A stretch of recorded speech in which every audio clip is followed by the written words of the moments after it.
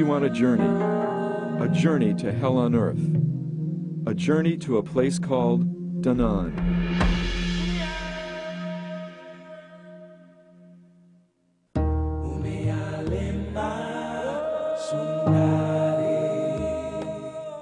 This is the remote Ogaden region of eastern Ethiopia, bordering on Somalia.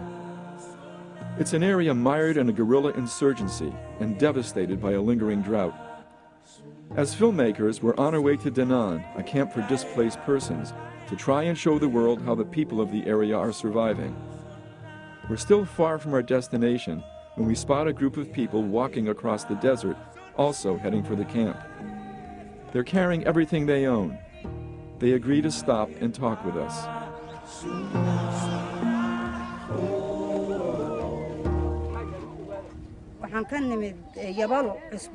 She says, "This is our 10th day of walking. We had nothing in our homes, nothing to eat. During our 10 days of walking, we stopped in every village and asked people to give us some food, and through begging we have managed to reach this place. We lost our camels, our goats, our sheep, and we don't know what is waiting for us in the shelter. We don't know whether there is going to be food. We have no alternative. We have to travel this way. 2 boys and 2 girls died since we left our homes."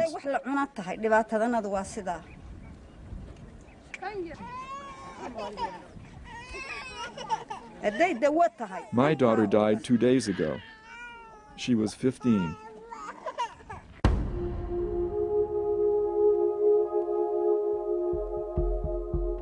We can smell Denan even before we reach it. The skeletal remains of hundreds of animals litter the desert. Although we've been told what to expect, we are still shocked when we see it for ourselves. These are the remains of the most precious possessions the refugees brought with them. The camp lay ahead, and we feared the worst.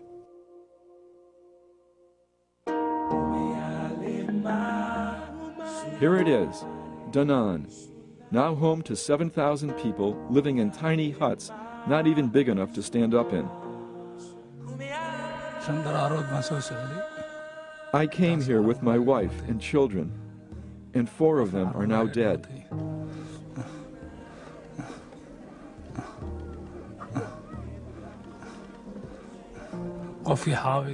There is no food. I haven't had water in 3 or 4 days. There is no water. The boy is now my only child. The only thing remaining is our fate, to die."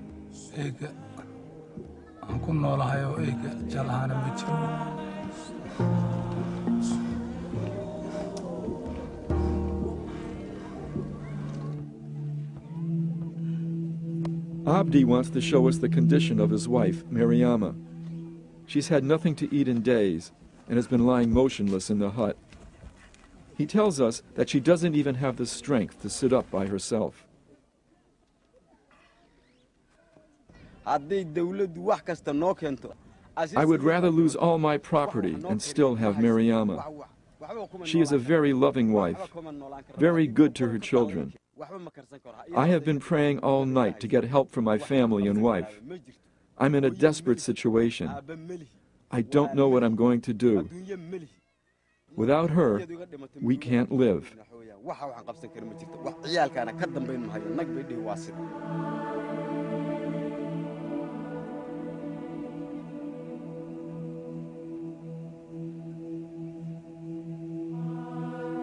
Even though we knew it wouldn't solve his problems, we gave Abdi much of our food for Mariama and the children.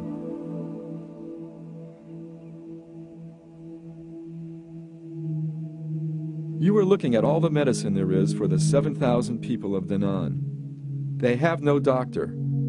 They have no nurse. We go to the food storehouse and are confronted by another fiasco.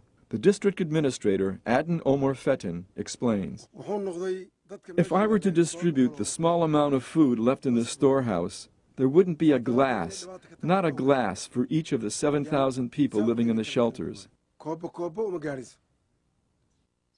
If I distribute that small amount, there could be a riot. Therefore, I've decided to use the small amount of food for distribution to new arrivals only.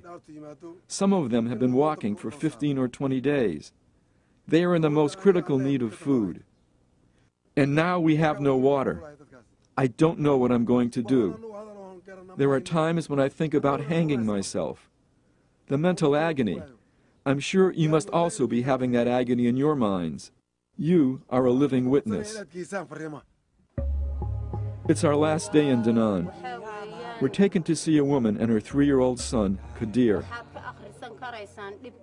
Even without translation, the horror of her words is clear.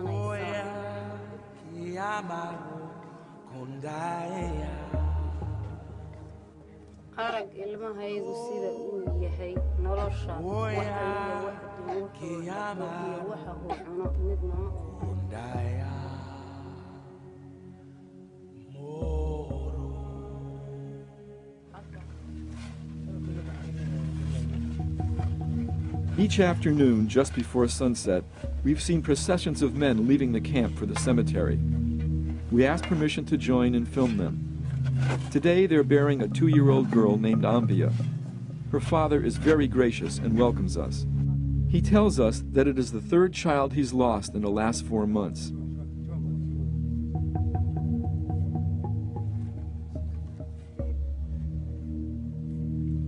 As I watch the simple ritual, I feel helpless that we've not been able to do anything to aid these people. I feel angry that the world and its bureaucracies have forgotten the people of Denan.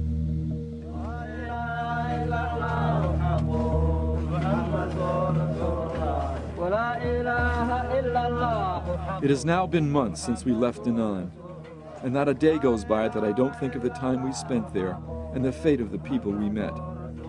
They chant, "God, this is an innocent 2-year-old child who has died. Please let her soul rest in heaven."